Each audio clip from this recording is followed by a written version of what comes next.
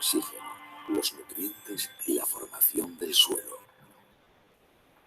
Su apariencia es un papel fundamental en el ciclo del agua, el carbono, el oxígeno, los nutrientes y la formación del suelo. Su apariencia de paz y armonía esconde un mundo de intensas batallas por la supervivencia, con numerosas y complejas interacciones entre sus miembros que ahora se intentan descifrar. Por su gran tamaño y longevidad, los árboles están expuestos a muchos enemigos naturales. A lo largo de su vida, sufren infinidad de ataques de herbívoros, entre los que destacan insectos y vertebrados y otros organismos nocivos como bacterias y hongos contra los que han de defenderse. Solo los que consigan superar esos ataques y obtener los recursos necesarios, luz, agua y nutrientes, podrán sobrevivir y reproducirse con éxito.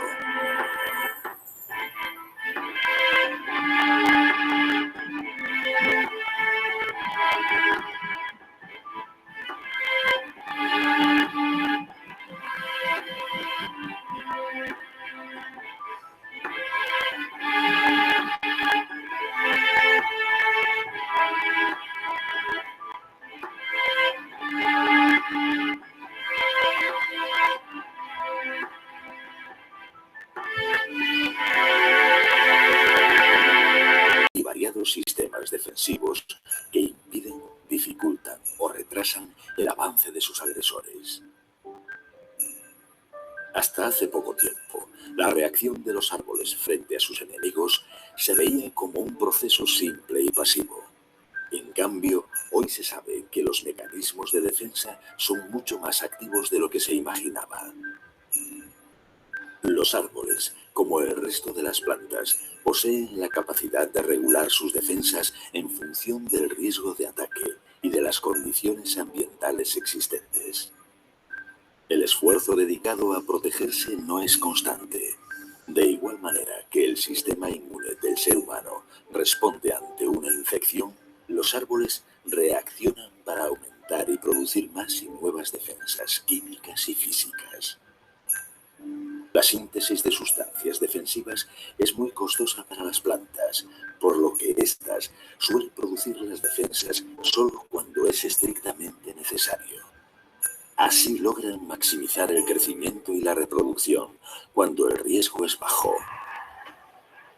Esta estrategia cobra especial relevancia en los árboles que, debido a su longevidad y tamaño, se enfrentan a numerosas situaciones de peligro. Investigadores del CSIC, en la misión biológica de Galicia, han observado que los pinos gallegos multiplican hasta 4 veces el contenido de su resina, su principal sustancia defensiva, cuando son atacados por el escarabajo Ilobius avietis. Este purpuriónido come la corteza y el floema de pinos jóvenes y causa enormes pérdidas en el sector forestal en toda Europa. El ataque por este insecto induce o desencadena cambios morfológicos en el sistema de canales resiníferos que protegen al pino a medio y largo plazo. Los árboles, como otras plantas, sienten el daño causado por sus enemigos, identifican el organismo causante y reaccionan en consecuencia. Las partes dañadas transmiten al resto del árbol, mediante señales químicas, el mensaje de la existencia de peligro y advierten de la necesidad de preparar y aumentar las defensas. Una vez recibida la señal, las plantas pueden dejar de crecer y dedicar todos sus recursos a producir barreras químicas y físicas, adecuando su anatomía y fisiología a la situación de riesgo. Pero estas respuestas no son siempre iguales, ya que dependen, entre otros factores, del enemigo que provoca el daño, de la intensidad de este y de los factores ambientales como la disponibilidad de luz, agua y nutrientes. Estudios recientes en este ámbito ponen de manifiesto que uno de los mecanismos defensivos más característicos son las alteraciones en la emisión de compuestos aromáticos a la atmósfera. Multitud de compuestos orgánicos volátiles son continuamente liberados por las plantas y en particular por los árboles. Esta liberación la percibimos en el peculiar olor que desprende un pinar, un eucaliptal o un bosque de laureles. La alteración en los compuestos de estas sustancias es un efectivo sistema de comunicación interno del propio árbol. De este modo, señala la presencia de un ataque a partes alejadas de este sin necesidad de recurrir al lento y costoso transporte a través del sistema vascular. Con estas variaciones en la emisión de volátiles, lo que percibimos como el aroma de la planta logra atraer a insectos, depredadores y parasitoides de herbívoros y aves insectívoras que acuden en busca de alimento. Así, consiguen indirectamente reducir la presión de sus enemigos, estableciendo una red de relaciones con otros habitantes del bosque que, como si de un lenguaje se tratase, interpretan los mensajes emitidos por los árboles. Pero empleen este código particular de volátiles como sistema de comunicación entre árboles vecinos. De ser así, las plantas no atacadas, al detectar los mensajes de alerta en los volátiles emitidos, ya podían estar preparadas para un posible ataque. En la actualidad, las investigaciones en este campo se centran en despejar estas y otras incógnitas acerca de las diferentes formas de comunicación entre las partes de un mismo árbol, entre distintos árboles, entre árboles e insectos, e incluso entre árboles y hongos beneficiosos. Ahora se sabe que los árboles pueden percibir cambios en el ambiente que los rodea, detectar la presencia de organismos perjudiciales, identificarlos, codificarlos, activar sus defensas y cambiar la concentración y composición de los volátiles emitidos. Se abre un nuevo y complejo mundo de interacciones, donde son muchos los organismos implicados en este lenguaje de los bosques. En la última década, grandes avances científicos muestran las distintas respuestas y métodos defensivos que poseen los árboles y la manera en que interactúan en el medio donde se desarrollan. Lo que a simple vista parece un mundo en armonía aparentemente estático es en realidad un campo de batalla continuo, con un enorme tráfico de información entre sus combatientes en el que participan multitud de ejércitos y alianzas. La supervivencia de nuestros bosques no depende solamente de los árboles, sino de la acción conjunta de todos sus integrantes. Hasta la contribución de los organismos más pequeños puede resultar imprescindible. Entender el flujo de información y quiénes son los miembros implicados en esta singular comunidad es un ambicioso reto para la ciencia. Y desde el punto de vista de la investigación.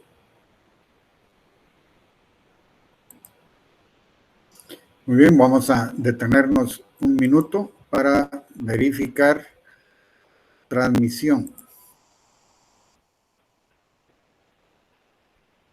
Muy bien, ya nos aseguramos permanecer un tiempo más en la transmisión, así que continuamos.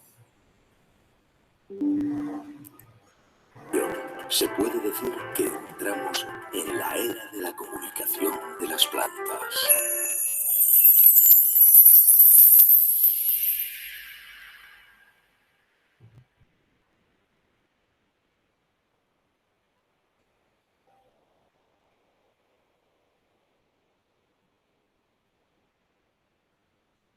Muy bien, con esto hemos recordado un poco sobre la importancia del bosque, que es el área que nos ocupa para intervenir en este caso de la dasometría, ¿verdad? Como vamos a ver más adelante, recopilación de datos importantes para obtener productos o bienes, sobre todo bienes y algunos servicios del bosque. Lo que acabamos de ver aquí es el equilibrio que se establece en un ecosistema, en este ecosistema de bosque, en el cual pues la percepción es casi imperceptible, ¿verdad? Hay muy poca percepción en cuanto a la dinámica que se desarrolla en el bosque, porque nosotros entramos a intervenir el bosque, particularmente los bosques tropicales, los bosques nativos tropicales, ¿verdad? Entramos a intervenirlos, evaluando este equilibrio que se establece. Cuando ese equilibrio se rompe, como es en el caso de las plantaciones forestales, en donde hay abundante alimento, creamos momentos más susceptibles para el ataque de plagas y enfermedades. Esta concepción de bosque que acabamos de ver, entonces lo que nos plantea es un equilibrio y los mecanismos que han desarrollado las plantas, en este caso los árboles, pues para garantizar su sobrevivencia, ¿verdad? Hay algunos conceptos que necesitamos conocer porque ya sea que los pongamos en práctica, es decir, que los usemos, o porque los tengamos que interpretar al momento de estar consultando literatura que nos interese para mejorar nuestro trabajo y alcanzar el mayor grado de excelencia posible en el tema de los bosques y particularmente de su manejo, ¿verdad? Desde el momento de la identificación de la masa forestal, la obtención de datos, la planificación de su ordenamiento, del aprovechamiento y la extracción del producto que nos interesa. En este caso, pues vamos a ver algunas palabras, la unión de estas palabras simples van a formar palabras compuestas como dasometría, ¿verdad? Que en este caso, daso significa bosque y metro significa medir. Entonces, dasometría significa medir el bosque. Y cuando hablamos de dendrometría, pues estamos hablando de la medición del árbol, ¿verdad? Y si hablamos de epidometría, pues vamos a hablar de la medición del crecimiento particularmente. Y finalmente, la estereometría que nos lleva a hacer las medidas en 3 dimensiones, ¿verdad? Y cuando hablamos de 3 dimensiones, pues estamos hablando de obtener volúmenes. Entonces, estas palabras que nos señalan el origen griego y el origen español, pues nos van a llevar a encontrar palabras compuestas como este caso, ¿verdad? En el caso de la dasometría, que según lo que vimos anteriormente, deriva de 2 palabras griegas, dasos y metro, lo que nos lleva a establecer un concepto de dasometría como parte de la dasonemía que se ocupa de medir los árboles y las masas forestales. También nos lleva al estudio de leyes métricas que rigen su crecimiento, ¿verdad? Y la dasonomía, que es el paraguas general, pues va a ser la ciencia que estudia todo este tipo de disciplinas forestales. La dasometría entonces es una parte de la dasonomía, ¿verdad? Que va a estudiar la conservación, el cultivo y el aprovechamiento de los bosques. Aparece en esta definición el concepto de montes porque es el término que se utiliza en España, particularmente en algunos otros países europeos. Pero entonces la dasometría va a ser parte de la dasonomía, ¿verdad? Y que se va a ocupar particularmente de medir el crecimiento y la producción forestal. Cuando hablamos de estereometría, es decir, que hablamos de 3 dimensiones, pues nos estamos refiriendo a las medidas que tenemos que tomar, ¿verdad? Para poder realizar un inventario de la madera, es decir, un inventario de la madera que esté presente en el bosque. Por eso hablamos de elaborar un inventario forestal y que puede ser cíclico, ¿verdad? O programado para que se hagan diferentes épocas, de tal manera que nosotros podamos evaluar el crecimiento de la madera en el bosque. Este es un trabajo que regularmente no se hace, ¿verdad? Es decir, el interés en el caso de nuestro país y en la mayoría de países que no contemplan el aspecto de investigación, nos lleva únicamente a ingresar al bosque, evaluar su volumen y extraerlo para la comercialización de los bienes que nos pueda dar. Sin embargo, a partir de ahora, conociendo este tema, ustedes pueden iniciar un trabajo de investigación para su graduación en cuanto a monitorear el crecimiento de la madera en el bosque y poder establecer bosques o áreas forestales en el que podamos conocer los incrementos que se dan, ¿verdad? Obviamente a través del tiempo. Y de esto, pues particularmente se encarga la taxonomía, ¿verdad? De hacer este tipo de mediciones y evaluaciones. Estos datos que nosotros obtenemos de la masa forestal y particularmente de los individuos o de los árboles, pues nos va a llevar a tener una base de datos que nos permiten inventariar, es decir, registrar y contar, ¿verdad? Esto nos lleva a conocer la cantidad de árboles que tendríamos que talar y si efectivamente esa acción que vamos a hacer nos va a rentar, es decir, nos va a proporcionar alguna ganancia por encima de los costos o por encima de la inversión que vamos a hacer. Entonces, este inventario nos permite a nosotros, y conociendo o monitoreando el crecimiento de las masas forestales y de los individuos, es decir, de los árboles, de manera particular, nos permitirá prever a nosotros en qué momento podemos realizar una intervención del bosque con el objeto de obtener un bien, sobre todo de los productos maderables, y ver si lo que vamos a invertir pues nos va a ser devuelto con utilidades, ¿verdad? Para calcular este volumen o esta cantidad de madera a extraer, pues tenemos que utilizar o tenemos que tomar algunas medidas, ¿verdad?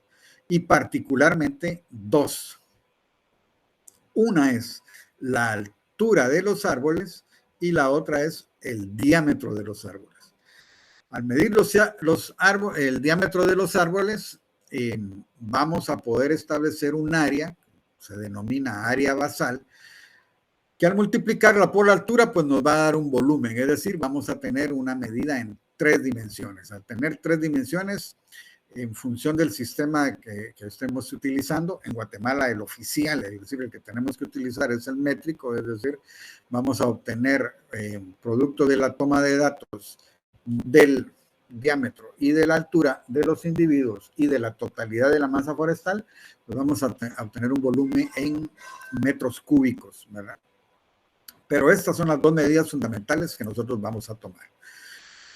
Además de eso, dentro de nuestra recopilación de información para la conformación de una base de datos, debemos conocer la edad del árbol.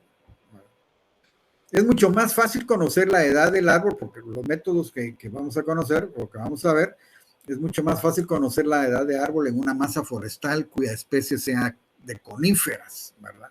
En nuestro caso, Pinus. ¿Por qué? Porque en estas especies se marcan perfectamente los anillos de crecimiento del individuo y entonces nosotros podemos contar a través del número de anillos la edad que tiene el árbol, ¿verdad? Y esta medición la podemos hacer en 2 momentos. En un momento inicial, cuando el árbol está en pie, y en un momento final, cuando ya hemos derribado el árbol. Cuando nosotros realizamos la evaluación del árbol en pie, utilizamos una herramienta que se conoce como taladro de Pressler. El taladro de Pressler, tal y como se ve aquí en esta imagen, lo que hace es obtener un volumen de madera en el que se marcan perfectamente los anillos de crecimiento. Y en todo caso, si hubiera dificultad para poderlos diferenciar, pues podemos utilizar un tinte que nos permita la concentración de un mayor color en determinada época de crecimiento. Pero cuando hacemos nuestra medición o obtenemos nuestros datos del árbol en pie, nosotros vamos a utilizar Pressler, ¿verdad?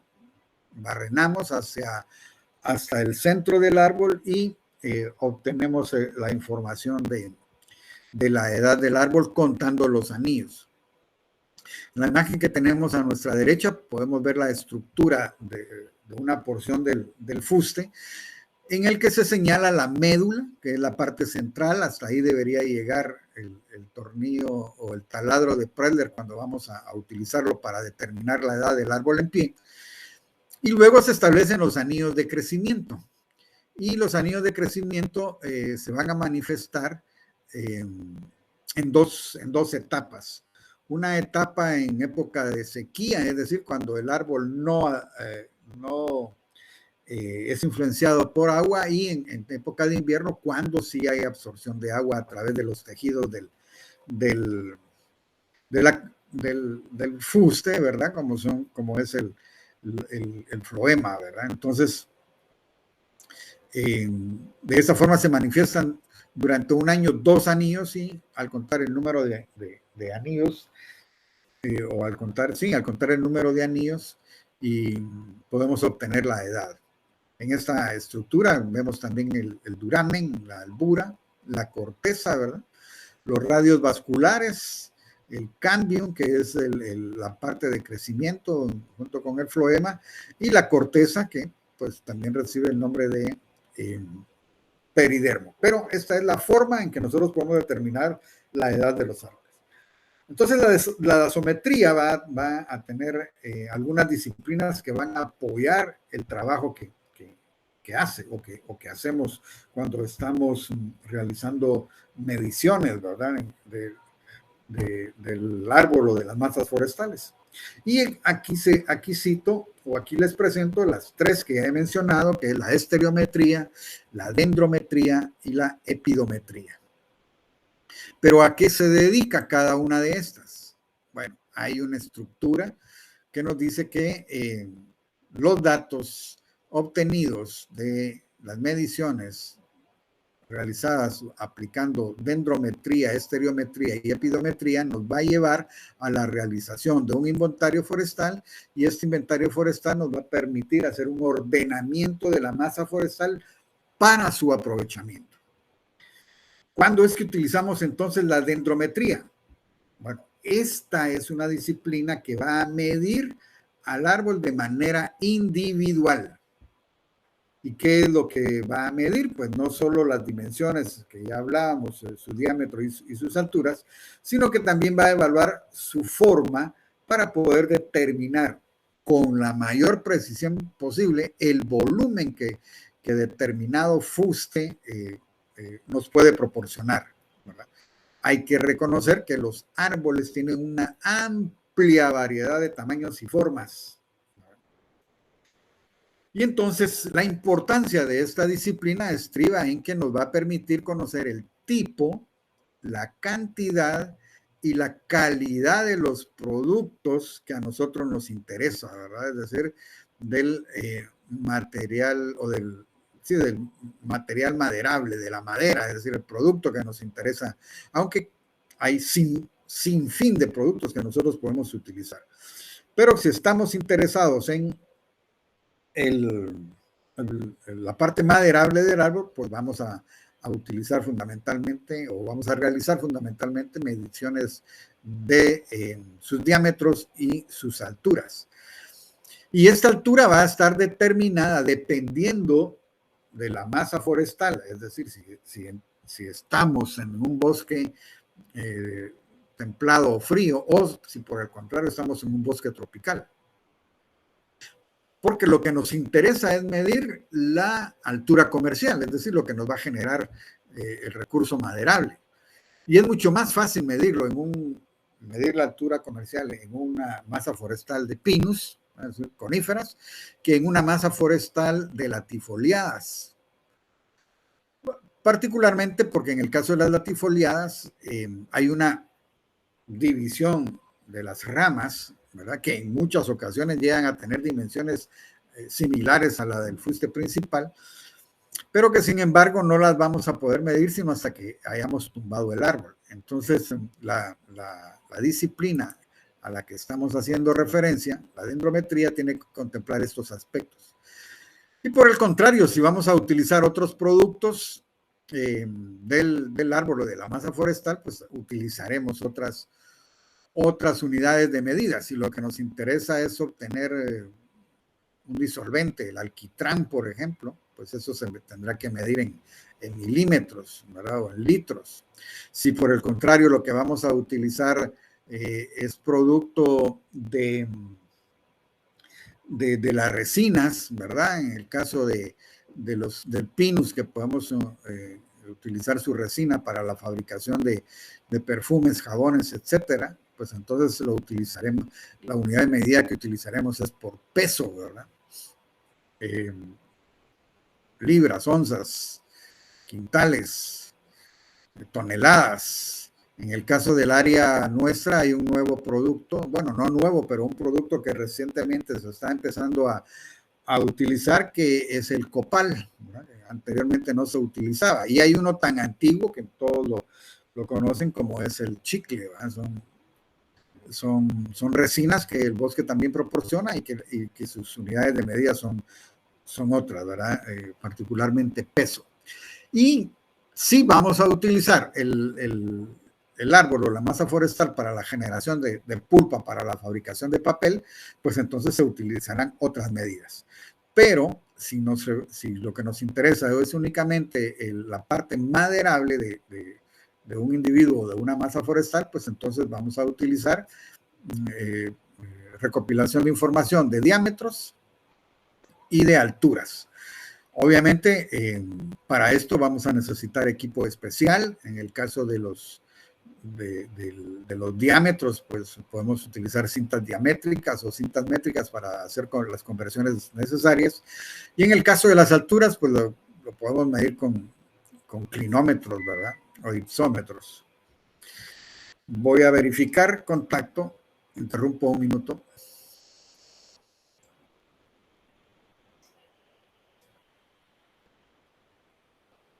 Bueno, continuamos en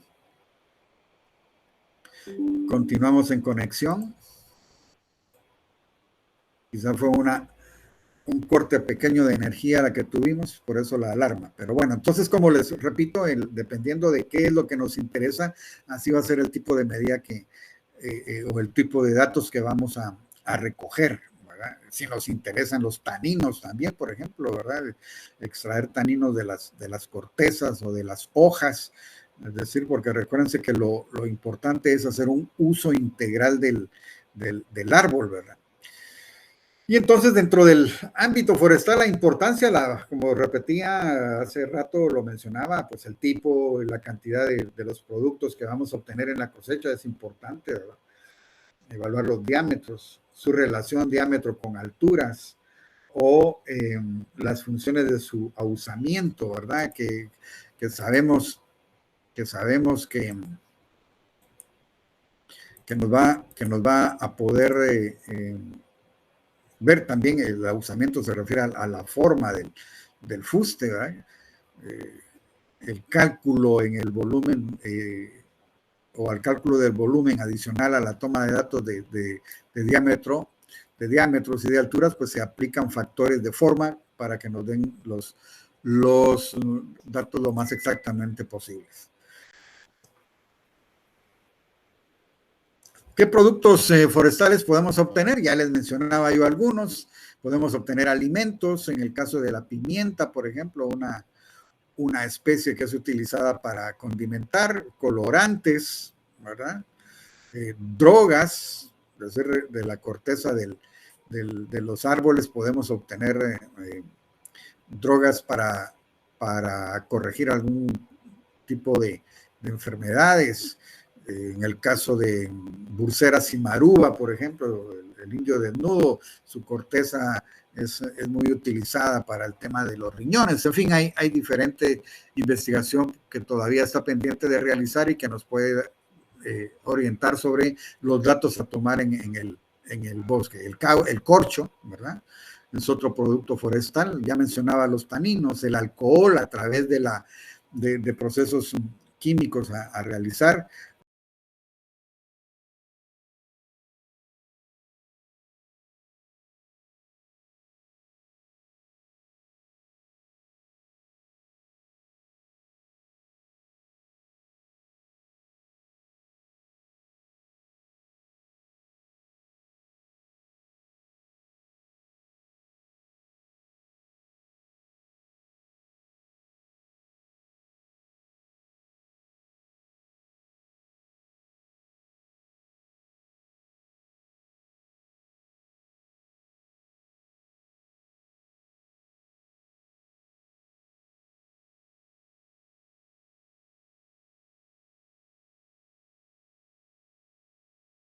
algunos casos la resina se conoce como trementina, ¿va?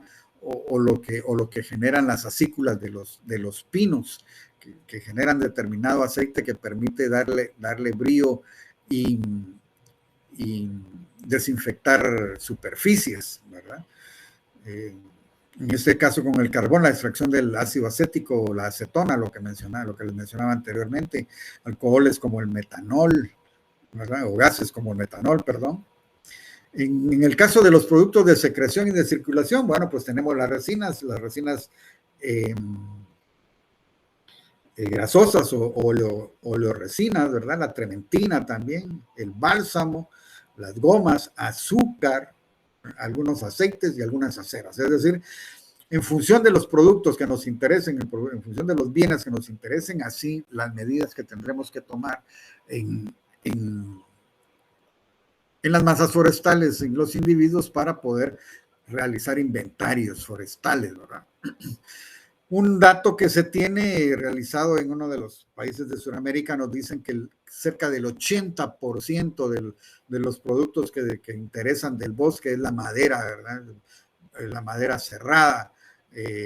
Hay un porcentaje aproximado del 13% para fabricar madera contrachapada, un 4% para realizar carbón, un 2% para realizar postes como el que se hace en Guatemala, en una de las empresas instaladas en la zona de Cobán, Ecomaderas, ¿verdad? Que tiene sus propios bosques para la producción de madera de pinus, que posteriormente es utilizada para realizar postes que van a sostener cables de conducción de energía eléctrica, ¿verdad? Hay un porcentaje que se utiliza, un 2%, otro porcentaje más reducido para realizar pisos o para obtener leñas o para obtener durmientes, y en algunos casos, como sucede en el Petén, con las maderas preciosas, para obtener láminas que puedan ser decorativas. Entonces, todos estos productos que podemos obtener del bosque y que no necesariamente deben ser solo maderables, nos lleva a establecer procedimientos y registros para la obtención de datos. Cuando mencionábamos el tema del ahusamiento, pues hablábamos de la forma, ¿verdad?, que el árbol puede adoptar. Los árboles van a tener diferentes formas dependiendo del tipo de bosque en el que vayamos a realizar nuestra intervención, ¿verdad? En el caso de las coníferas, pues generalmente vamos a obtener fustes rectos, y esto va a depender del manejo que se pueda estar haciendo del bosque, del ordenamiento que se le dé al bosque, ¿verdad? O en el caso de las latifoliadas, a través de la aplicación de sistemas de aprovechamiento que permitan la conservación del bosque y su regeneración de manera natural, ¿verdad? Yo les decía que cuando he visto programas de reforestación en zonas tropicales, lo que pienso es en el gasto de recursos que se está haciendo o de la propaganda de algún político que le interese figurar. Pero en el caso de los bosques tropicales y de los bosques de clima frío, aunque los procesos son más lentos, pues hay una regeneración natural, ¿verdad? Y esto va a generar la forma de los árboles, ¿verdad? En el caso de los cipreses, por ejemplo, si nosotros tenemos una plantación en climas fríos de cipreses en una ladera donde constantemente hay impacto del viento, estos cipreses van a crecer deformes, generalmente a la altura del tocón, ¿verdad? Y eso ya puede afectar el posterior aprovechamiento de esta plantación o del bosque que hayamos establecido, ¿verdad? Y lo que hablábamos, lo que nos pueda interesar de la altura comercial, en el caso de pinos, hasta dónde llega la ramificación que por el proceso natural de poda no nos vaya a afectar la madera con presencia de residuos de ramas, o en el caso de las latifoliadas, que encontramos individuos con fustes bastante cortos, ¿verdad? Caobas muy ramificadas, u otro tipo de especies, los cedros, etcétera, las santamarías, ¿verdad? Entonces el ahusamiento se va a referir a la forma de los árboles, que puede ser muy variada. Para poder tomar datos, pues necesitamos tener equipo. Necesitamos tener un equipo especial, ¿verdad?, que se ha ido generando con el tiempo a través del desarrollo de la tecnología. Y en función de este equipo, pues los datos o la información que vamos a recibir o a recoger, ¿verdad? Desde tecnología o instrumentos muy avanzados y de vanguardia, hasta instrumentos que nosotros mismos podamos realizar, ¿verdad? Todo va a depender de la capacidad financiera que tengamos para invertir en el levantamiento de información de una masa forestal específica. Pero en esta imagen les presento una cinta diamétrica, una forcípula, clinómetros de diferente uso, ¿verdad? Pues las variables que vamos a tomar, que se conoce como variables de mesura, es decir, variables de medición, pues van a ser los datos dasométricos que nos interese tomar en el campo. Aquí en la imagen, pues lo que vemos es una estación total para tener la ubicación del punto en donde estamos tomando la información. Ya hay un árbol marcado, se recomienda, ustedes lo deben conocer, se recomienda que al tomar una información, pues marcamos el árbol para saber que de ese árbol hemos tomado alguna información. Si podemos numerarlo o marcarlo, pues mucho mejor, ¿verdad? Y en este caso, en la imagen que estamos viendo, pues vemos que se está tomando una medida del diámetro. Generalmente esta medida se toma a la altura del pecho, por eso es que se llama diámetro a la altura del pecho o DAP. Son las variables que nos van a interesar en el caso del aprovechamiento de productos maderables. Los diámetros y las alturas. Diámetros para determinar el área basal y las alturas para poder determinar posteriormente el volumen. Y por eso se menciona que entre las principales variables dasométricas van a estar los diámetros y las alturas, que finalmente van a ser, a las que finalmente se les va a aplicar lo que se conoce como factor de forma, ¿verdad? O el ahusamiento, para obtener un volumen lo más aproximado posible. Tenemos otra de las disciplinas en las que se fundamenta la dasonomía, que es la estereometría. Entonces, si ustedes se recordarán de estéreo, ¿verdad? Se refiere ya a tomar datos para la cubicación. Y la cubicación no es más que determinar volúmenes. Y se habla de cubicación porque la expresión final o la dimensional final que se obtiene son metros cúbicos, es decir, en 3 dimensiones. ¿Qué es lo que en qué nos apoya la estereometría? Bueno, esta disciplina nos va a apoyar en las estimaciones métricas y los cálculos de volumen de la masa forestal y del individuo, ¿verdad? Inicialmente del individuo, y la sumatoria de toda esta información pues nos dará el volumen de la masa forestal total.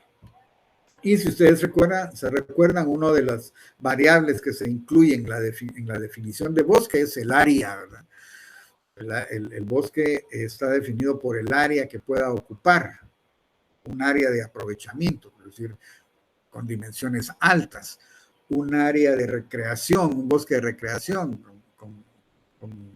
con áreas más reducidas. Entonces, dependiendo de la masa forestal y su ubicación, aquí vamos a utilizar la estereometría. No la vamos a aplicar en un bosque recreativo, por ejemplo, ¿verdad? Cuya dimensión sea reducida. Pero la estereometría va a estar relacionada directamente con la cubicación, ¿verdad? ¿Y qué es la cubicación? Ese es un tema que mayoritariamente se trata en este curso de dasometría, ¿verdad?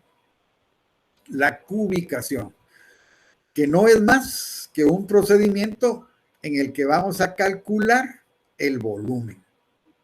A eso se refiere directamente la cubicación. Pero nos dicen que no es más que la toma de datos reales, es decir, no podemos inventarlos, son datos en los que tenemos que tomarlos y aplicar las técnicas de toma adecuadas para tener datos, los datos lo más exactos posibles, la colocación de la cinta diamétrica totalmente horizontal, si es que estamos utilizando cinta diamétrica, o la posición, la forma en que vamos a tomar una forcípula, por ejemplo, ¿verdad? O la lectura que podamos hacer con el clinómetro, ¿verdad? O con el ipsómetro, es decir, los dos ojos abiertos totalmente para tener lecturas en ambos lados, aunque la tendencia es a hacer la lectura con un solo ojo, pero son datos reales. La ubicación debemos hacerla con datos reales. En ocasiones y con fines de investigación podemos utilizar procedimientos estadísticos, ¿verdad? Como una regresión, por ejemplo, para conocer datos de árboles perdidos, por ejemplo. Pero si vamos a hablar de un aprovechamiento forestal, los datos deben ser reales, ¿verdad? Y cuando se habla del DAP, pues no es más que el diámetro a la altura del pecho. En Guatemala normalmente, tal y como nos lo refleja la figura aquí, se hace a 1.30 metros del suelo. Y esto cuando el árbol tiene su fuste totalmente recto y estamos en una topografía inferior al 5%. Entonces ahí se dan las condiciones para tomar esos datos. Las condiciones que se presentan en esta imagen pues son las condiciones ideales. En Guatemala, en donde los bosques los tenemos ubicados en áreas marginales, es decir, en áreas con topografía quebrada, con pendientes pronunciadas, entonces tenemos que utilizar otros métodos. Pero en general, para apoyarnos en la ubicación y en la toma de datos de la masa forestal, pues tendremos que utilizar algunos procedimientos y algunas técnicas que nos den la mayor aproximación posible al dato que nos interesa, ¿verdad? Esta cubicación la podemos realizar en dos fases o en dos momentos. Una, cuando el árbol está en pie, entonces tomamos el diámetro a la altura del pecho, ¿verdad? La altura con el clinómetro o con el ipsómetro o utilizando o apoyándonos en la geometría, que es fundamental, ¿verdad? Para estos procesos, la geometría y la matemática, ¿verdad? La geometría en cuanto a que en las lecturas que hacemos con ipsómetros lo que medimos son ángulos y luego tenemos que procesar la información para encontrar la altura, dos datos de ángulos que tomamos, o en el caso de la determinación del área basal, ¿verdad? La aplicación de la fórmula del área de un círculo, en fin, nos apoyamos en otras ciencias como la matemática y disciplinas como la geometría, ¿verdad? Y ese es un momento, el primer momento, cuando estemos tomando datos del árbol en pie. Pero también podemos tomar datos una vez el árbol ha sido tumbado, es decir, una vez lo hemos cortado. Entonces aquí se facilita mucho más la toma de datos porque tenemos más opciones de medición, ¿verdad? Ya no solo podemos tomar es decir, ya no tomaremos el dato, el diámetro, la altura del pecho, porque ya tenemos opción, tal y como se presenta la figura y lo manifiesto aquí con el cursor, ya podemos tomar los diámetros efectivos en el punto de corta, tanto de la base como de la parte superior de la troza, ¿verdad? En este caso, porque ya tendríamos las trozas según las dimensiones que hemos programado en nuestro inventario. Y si llegásemos a procesar, a darle un proceso primario, un proceso inicial a los fustes en el área de las bacadías que hayamos establecido y que nos interese la producción de flitch, entonces podemos sacar o podemos tomar las medidas y obtener volúmenes exactos, ¿verdad? Ya veremos la aplicación de ecuaciones específicas que se han creado para la toma de volúmenes, pero muchas veces la madera que hemos extraído tiene daños o sufre daños al momento del corte, y entonces tenemos que aplicar algunos descuentos para tener una cubicación exacta y que podamos hacer planes en cuanto a los procesos de comercialización. Entonces, dos momentos para poder hacer la cubicación. Sintetizo, uno cuando el árbol esté en pie y el otro una vez se haya tumbado. La otra disciplina que nos facilita el trabajo en el tema de un aprovechamiento forestal es la epidometría. Y esta disciplina, tal y como lo veíamos en la parte de los conceptos, pues se va a referir a la medición de todos aquellos aspectos que estén relacionados con la edad de los árboles, ¿verdad? Y no solo de los árboles, sino que de la masa forestal o de la población que nos interese aprovechar. Entonces, esta disciplina nos es muy útil también y es parte de los datos que debemos tomar al momento de estar haciendo un inventario forestal. Con la experiencia, el trabajo que se realiza en el bosque se va perfeccionando, uno va tomando dimensiones y hay momentos en que pues, podemos determinar la altura del árbol, como decimos entre los compañeros, al ojímetro, ¿verdad? Es decir, hemos medido tantos árboles, tantos fustes, que en determinado momento llegamos a tener una percepción de la altura del árbol. Incluso se puede entrar a un bosque y desde el momento que se entra, pues podemos determinar el área basal del bosque, ¿verdad?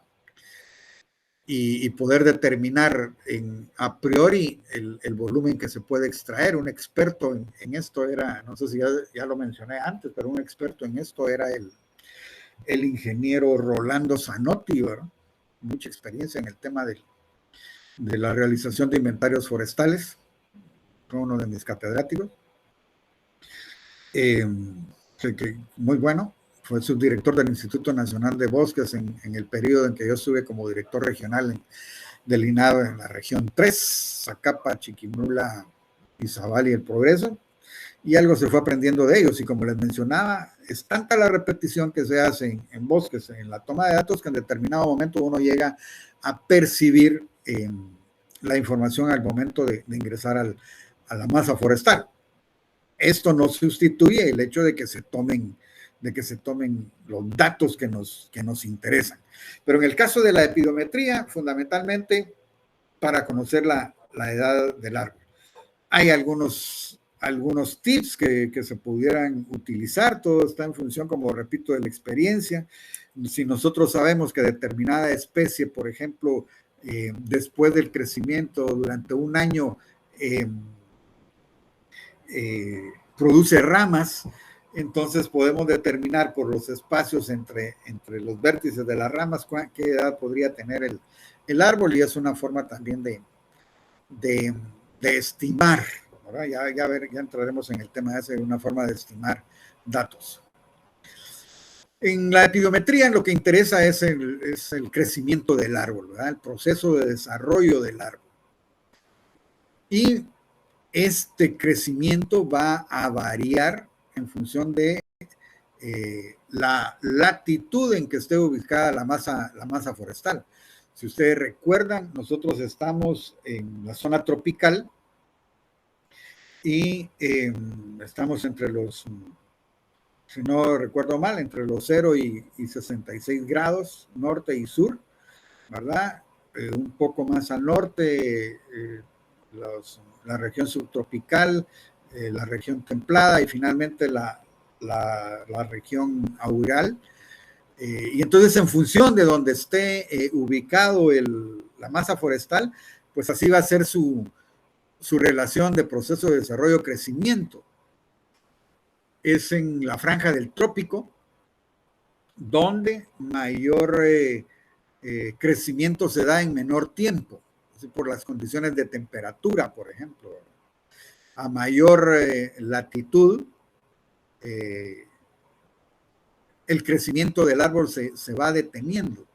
Pero aún así Guatemala, es decir, nuestro país, está en una posición geográfica privilegiada, porque, por ejemplo, tanto en el norte como en países como Estados Unidos y Canadá, en donde hay coníferas, se debe esperar qué sé yo, 100, 150, 200 años para poder aprovechar un árbol de coníferas. En nuestro país el tiempo se reduce, a pesar de que el crecimiento, pues sí, se mantiene lento, pero comparativamente es más rápido que en las latitudes más hacia el norte, igual en las latitudes más hacia el sur. Entonces esa es una ventaja comparativa que nosotros tenemos en nuestro país en relación a los aprovechamientos forestales en bosques templados o fríos. Y como les digo, en la franja del trópico, pues el crecimiento va a ser mucho más rápido. Aquí tenemos bosques con individuos de hoja ancha, caducifolios, se les conoce también como latifoliadas, es decir, el crecimiento es un poco más rápido. Pero esta relación va a estar en función del reposo vegetativo, ¿verdad? Es decir, cuánto tiempo para el árbol en crecer, cuánto tiempo entra hay un término específico, que se me escapa en este momento, pero se refiere al reposo en latencia, ¿verdad? En estado de latencia. ¿Cuál es el periodo de latencia de determinada especie en función de su ubicación en la latitud, ¿verdad? La actividad vegetativa que se pueda realizar, aquí se habla de primavera y otoño, y aunque nosotros no tenemos esas estaciones, pues hay periodos cortos entre el invierno y el verano en que se manifiestan y que se presentan procesos de desarrollo y crecimiento del árbol o de un estado de latencia, ¿verdad? El proceso de crecimiento, como les mencionaba, va a afectar al árbol en todas sus partes, ¿verdad? No solo en el crecimiento en diámetro, en grosor y en altura, ¿verdad? Y aquí toco el tema también de la competición, ¿verdad? La competición que pueda haber de los individuos por el espacio para captar la energía solar, o la competencia que pueda haber entre los nutrientes presentes en el suelo, ¿verdad? Esos también son algunas variables que van a determinar el crecimiento del árbol y la forma en que va a crecer. Si nosotros tenemos un bosque nativo, por ejemplo, y sus procesos de regeneración son lentos, aunque los bosques pues encuentran su equilibrio, pero si esto no se diera y permanecen durante más tiempo de debido por acciones naturales, los individuos que ya muertos aún permanecen en pie y no abren el dosel para que pueda haber ingreso de energía calorífica, no va a haber regeneración. Y vamos a tener individuos delgados, que es lo que sucede en los bosques templados y fríos, ¿verdad? La proximidad o la densidad de individuos por unidad de área, si es muy alta, va a provocar que no haya crecimiento en diámetro, en grosor, pero sí va a haber crecimiento en altura, porque obviamente el árbol va a buscar dominar a sus congéneres en función de la energía solar, ¿verdad? Para la formación de su alimento. Y en el caso de los nutrientes, pues obviamente al tener competidores, al tener individuos muy cercanos, su captura de nutrimentos va a ser muy baja, y entonces vamos a tener, que es lo que sucede en las plantaciones que no se han manejado, es decir, que no se han ejecutado procesos intermedios de aprovechamiento. Entonces el crecimiento, pues obviamente del árbol va a ser inferior. Y como les mencionaba, el crecimiento del árbol va a ser en dos direcciones, en longitud y en grosor. Cuando hablamos de crecimiento longitudinal, y voy a hacer un paréntesis aquí con la imagen que tenemos, por ejemplo, si realizamos procesos de investigación y logramos determinar, si logran observar mi cursor, y logramos determinar que estas ramas o este radio tiene un espacio sin que se presenten las ramas y luego aparecen nuevas ramas, posiblemente esta longitud, este crecimiento longitudinal se deba a un periodo específico. Voy a hacer un corto solo para verificar transmisión. Muy bien. Continuamos. Entonces, aquí les manifestaba esto, pero ese es un proceso que incluso es otro tema que ustedes pueden seleccionar para investigar, porque son datos que no se tienen y que, es decir, que no se han sistematizado, más que por producto de la experiencia, pero no están sistematizados, y un aporte de esta naturaleza a la parte del manejo forestal en Guatemala sería muy útil, y posiblemente su interpolación a otras latitudes, ¿verdad? Entonces, cuando hablamos del crecimiento longitudinal, hablamos no solo del tronco, sino que de las ramas, ¿verdad? De la actividad de sus tejidos meristemáticos apicales. Recuérdense que los tejidos meristemáticos apicales son los que van definiendo el crecimiento. Y ese es el problema de establecer algunas plantaciones de latifoliadas, como cedro y caoba, ¿verdad? Que al agrupar o al tener altas densidades de estas especies, pues se hacen más susceptibles al ataque de insectos, particularmente la mosca blanca, tal y como lo vieron ustedes en nuestra presentación inicial, pues atacan los meristemos, y esto provoca la bifurcación de ramas y ya nos arruina un individuo, ¿verdad? Entonces, en de las ramas, aquí se toca como los entrenudos o la zona de inserción de las hojas, por ejemplo, es otro dato. El crecimiento entre los entrenudos, voy a regresar a la imagen anterior. Si ustedes ven, en la medida que el crecimiento de los entrenudos va hacia arriba, disminuye, ¿verdad? Ese espacio longitudinal va disminuyendo de arriba hacia abajo, y va a parar totalmente cuando estemos en la distancia de la yema terminal. De esto se habla en que los árboles van a generar una ramificación monopódica, es decir, en una sola dirección, en el tronco entero, y va a haber una longitud en altura que el árbol va a experimentar en determinado periodo vegetativo, ¿verdad? A esto se le llama media anual o acometida anual, ¿verdad? Es decir, el crecimiento durante un año, ¿verdad? O durante un periodo específico, pero generalmente es un año. Entonces, este crecimiento que yo les mencionaba y que les presento en esta imagen, el crecimiento en entrenudos, pues va a definir un periodo específico, ¿verdad? O sea, el crecimiento anual. Por otra parte, va a haber un crecimiento en grosor, ¿verdad? El árbol va a crecer en sentido horizontal, en grosor, y esto va a ser consecuencia particularmente de sus capas de crecimiento, el cambium, ¿verdad? La parte entre xilema y floema, que contribuyen a que el cambium crezca en sentido horizontal, ¿verdad? Y este crecimiento, pues generalmente se produce hacia el interior del xilema, o lo que es propiamente la madera, ¿verdad? Y hacia el exterior, en el floema, que se conoce como corteza. Aquí en esta imagen, pues vemos las posiciones. Posición número 1 es la peridermis, ¿verdad? La que estoy señalando con el cursor. En la posición número 2 vamos aquí es de adentro hacia afuera. Tenemos el peridermis señalado, el floema, el cambium, ¿verdad?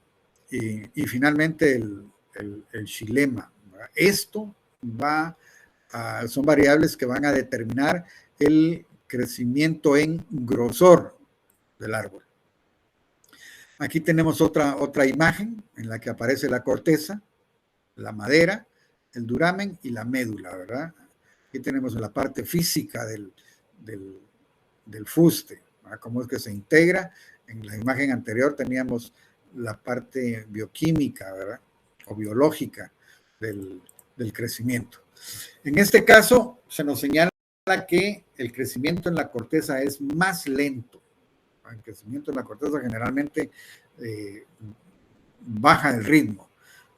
Y pues el interés en medirla, claro que es importante, ¿verdad? Porque cuando estamos tomando las medidas del árbol en pie, lo estamos haciendo con corteza, es un diámetro a la altura del pecho con corteza. Sin embargo, cuando el árbol ya ha sido cortado, bueno, y si utilizamos el barreno de Predler, podemos sacar estimaciones del grosor de la corteza y podemos aplicar un factor de descortezamiento, pero cuando ya hemos hecho la tumba del árbol, entonces este cálculo se hace en bacadía, ¿verdad? Y lo que se hace es eliminar la corteza, entonces ya vamos a tener una volumetría sin corteza. Pero en general la corteza va a tener un crecimiento más lento, ¿verdad? Y obviamente nos interesa medirlo porque si no, esto, dependiendo del número de individuos que hayamos evaluado, pues nos va a dar un volumen ficticio que podríamos contabilizar como un ingreso y que a la postre no se da, ¿verdad? Entonces vale la pena medirlo para descontar los volúmenes generados por la corteza, ¿verdad? Nos dicen que la operación obviamente va a ser más complicada, pero hay que hacerla, ¿verdad? Para obtener datos, sobre todo si lo que nos interesa es tener ingresos, recursos financieros. Y lo que les hablaba anteriormente en cuanto al desarrollo del árbol y el crecimiento en grosor. En esta imagen vemos una fila de árboles con determinado distanciamiento. Esto se ha hecho con el objeto de que los individuos no compitan, ¿verdad?, entre sí por nutrimentos y por luz solar. Incluso la condicionante que nos da la ley forestal, que nos habla de en una plantación ubicar 1111 plantas por hectárea, se hace con el propósito de tener productos intermedios como fustes de diámetros menores que actualmente se están utilizando para la fabricación de tarimas y que el productor pueda tener ingresos, ¿verdad?, sin que necesariamente espere hasta el final de la cosecha. Entonces, esta densidad de 111 árboles por hectárea se ve disminuida al hacer entresaques o cortes de aprovechamiento primario, que lo que va a permitir es esto precisamente, eliminar competencia entre los árboles.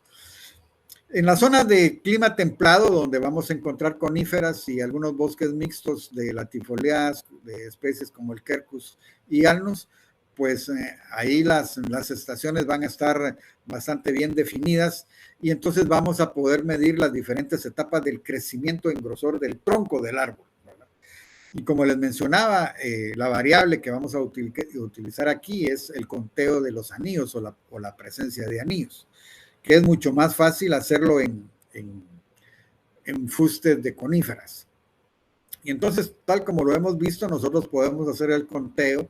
Generalmente 2 anillos van a representar el crecimiento durante un año, y se habla de 2 anillos porque estos 2 anillos van a señalar 2 épocas diferentes. Una época de agua, es decir, donde el árbol consumió agua y por lo tanto tuvo mayor crecimiento, y épocas de sequía, es decir, en donde el árbol no tuvo suministro de agua, entonces el crecimiento va a ser menor. Esto se podrá detectar, como les mencionaba, en especies de coníferas. Un poco más difícil se va a hacer en especies latifoliadas. La actividad vegetativa de las especies, entonces lo que les mencionaba, se hacen 2 capas por año, son anillos concéntricos, ¿verdad? Y la madera con un corte longitudinal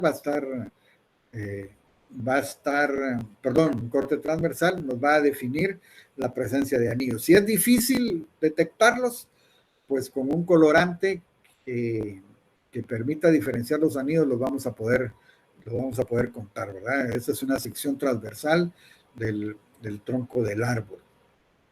Entonces, repito, dos capas nos van a señalar un año, un periodo de crecimiento en 2 etapas, una etapa con agua y otra etapa sin agua. Como les reitero, esto se va a hacer mucho más sensible en las coníferas, ¿verdad? En algunas ocasiones vamos a encontrar no uniformidad en el crecimiento de los anillos, ¿verdad? Y sobre todo cuando se toman muestras y se llevan a estudiar en gabinete. Y estas diferencias nos pueden llevar a determinar que, sobre todo en bosques tropicales, nos puede llegar a determinar que el árbol estuvo sumergido durante un periodo muy largo dentro de agua, por ejemplo. En el caso de los bosques tropicales que se encuentran en la reserva de Biosfera Maya, en donde la topografía pues es irregular y se encuentran zonas bajas que permanecen con mucha agua o inundadas durante un periodo de tiempo, nos podría señalar o marcar una diferencia en el crecimiento, aunque estamos hablando de latifoliadas, ¿verdad? En los bosques tropicales, que repito, es un poco o genera un poco de mayor dificultad. Pero también evaluando estos cortes transversales de los fustes, podemos determinar si hubo periodos de incendios forestales, por ejemplo, porque generalmente quedan marcadas en el área del fuste, ¿verdad?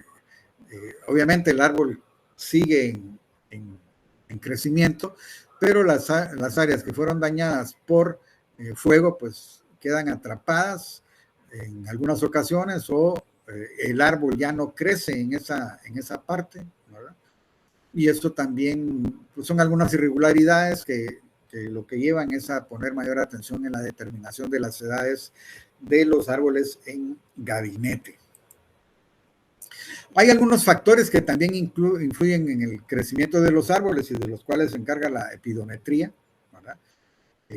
Sobre todo cuando consideramos que el volumen del árbol o de la masa forestal lo vamos a tener como referencia y vemos y podemos detectar cuando estamos en manejo de un bosque, si bien hay periodos específicos del aprovechamiento que generalmente se hacen en épocas de sequía, pero tendríamos que tener una observación continua del bosque para conocer su desarrollo. Y este crecimiento pues se va a ver influenciado por la edad, ¿verdad? Mientras más jóvenes sean los individuos y mayor disponibilidad tengan de alimento y de energía solar, pues el crecimiento va a ser mucho más rápido, ¿verdad? En sus primeros años. La especie también nos puede determinar el crecimiento, ¿verdad? Determinada masa forestal. La calidad de estación, lo que repito, lo que les digo, llovió mucho, llovió poco, el árbol estuvo durante mucho tiempo en una zona muy húmeda o con inundación, ¿verdad? El tratamiento silvícola que nosotros apliquemos puede determinar también el crecimiento del árbol. Van a ser los factores que pueden intervenir en el crecimiento del árbol. Otro de los factores que pueden intervenir para estimar el crecimiento del árbol va a ser el método que utilizamos para cortar el árbol, ¿verdad? Perdón, voy a verificar conexión.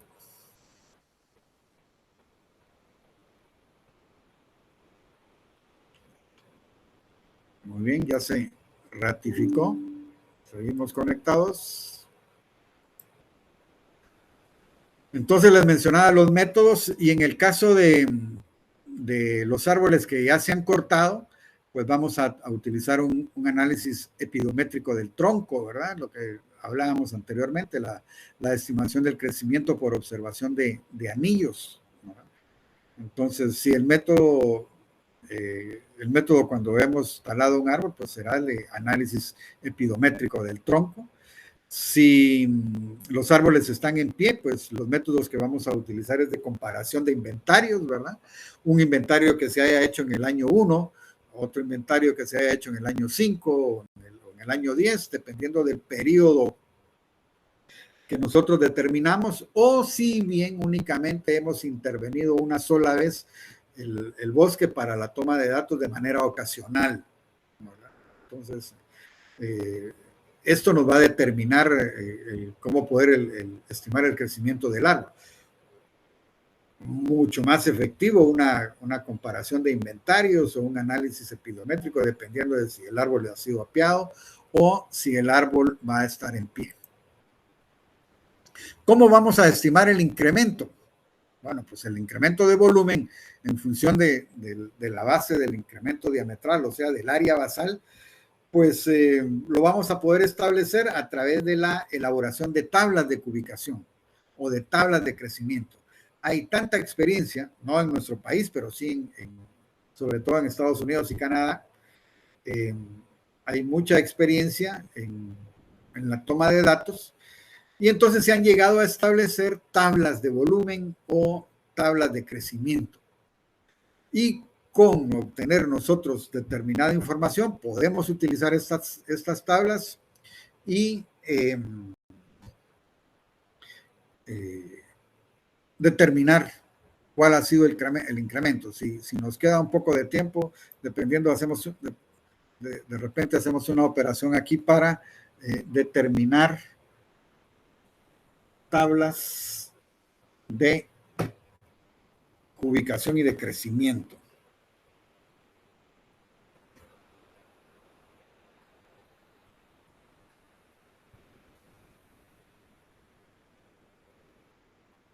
Muy bien, entonces esta es una forma de estimarlo ya a través de tablas, siguiendo procesos de interpolación, ¿verdad? Tenemos un dato y lo comparamos con datos que tengan una tabla o una gráfica. Hay valores modulares del crecimiento y para esto pues se van a usar algunas funciones de crecimiento y evolución o modelos de crecimiento. La tecnología que tenemos actualmente nos permite encontrar programas ya elaborados o ya elaborados a través de modelos de crecimiento que al ingresar nuestros datos pues nos van a arrojar un resultado casi que inmediato. Vale la pena que con la tecnología que tienen ustedes a la mano, ¿verdad? Busquen, y vamos a hacer una operación aquí un tanto rápida. Vamos a ver si es posible.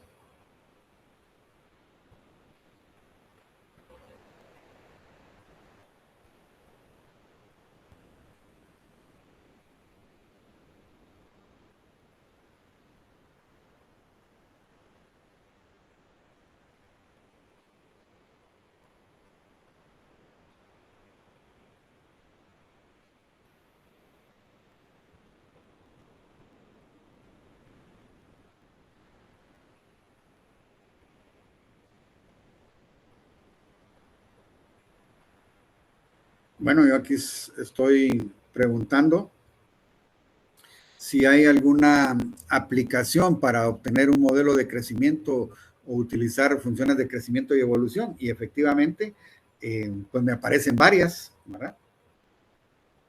Me aparecen varias, es decir que con la tecnología que ya tenemos a la mano, podemos buscar y encontrar valores o modelos de crecimiento y evolución. Entonces, con la tecnología ingresamos ahí lo que necesitamos buscar y lo podemos obtener y aplicar al momento de estar recogiendo información en el bosque que nos interesa. Todo esto que hemos visto a través de la aplicación de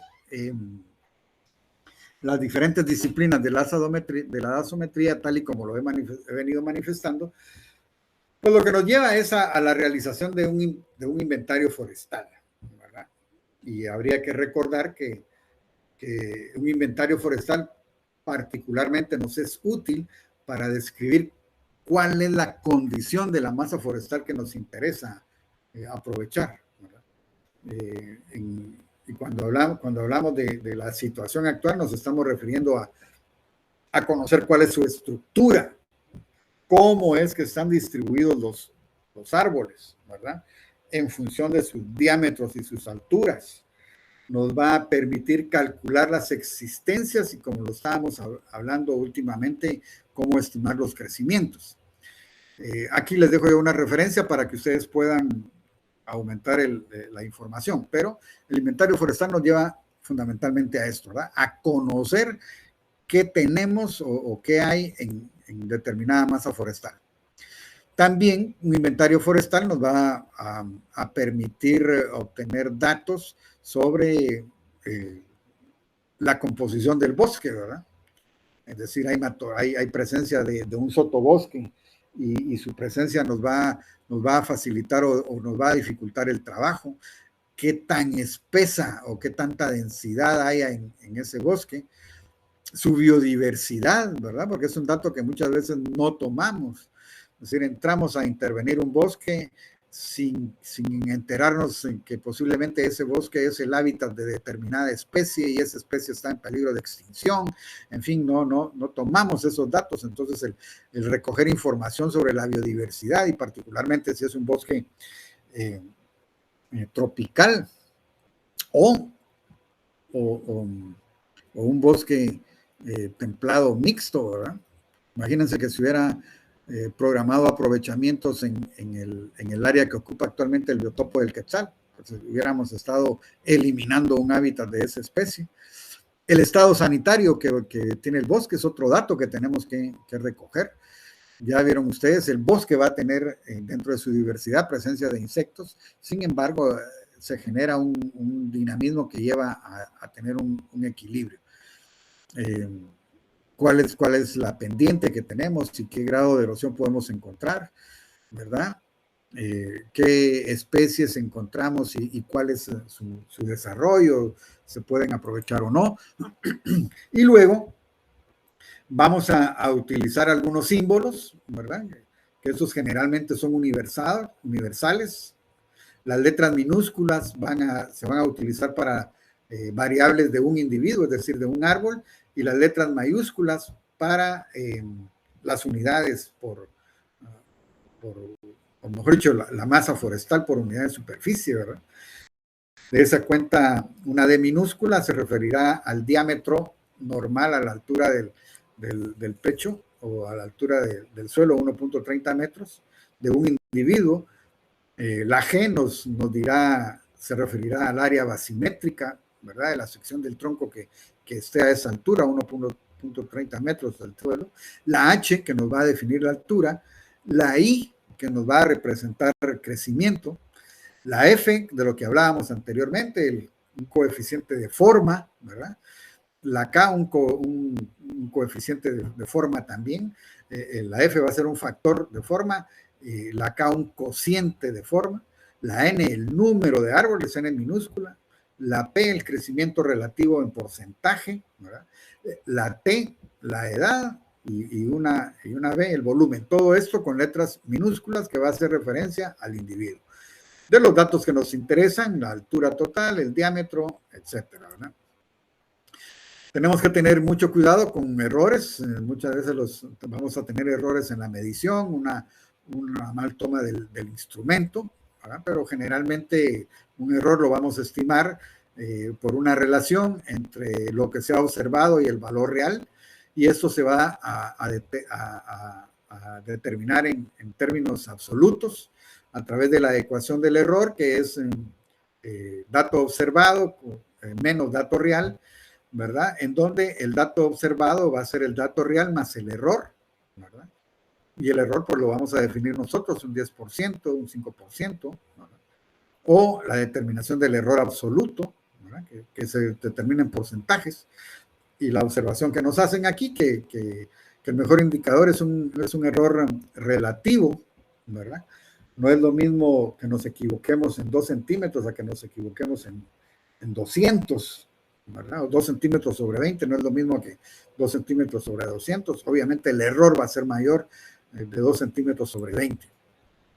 Hay errores que se les denominan groseros, causados por nuestra forma de leer o de tomar el instrumento, ¿verdad? El no conocer el instrumento nos puede llevar a cometer un error grosero que nos puede dar volúmenes sobreestimados o subestimados. Los errores aleatorios, ¿verdad? Que van a estar en función de la medición que hagamos o del muestreo. Y obviamente esto va a tener un efecto cuando lo que estamos haciendo es minimizando el error o si lo estamos compensando, ¿verdad? Entonces, estos errores aleatorios pues son inevitables y sin embargo pues tenemos que tratar de tomar la información lo más real posible.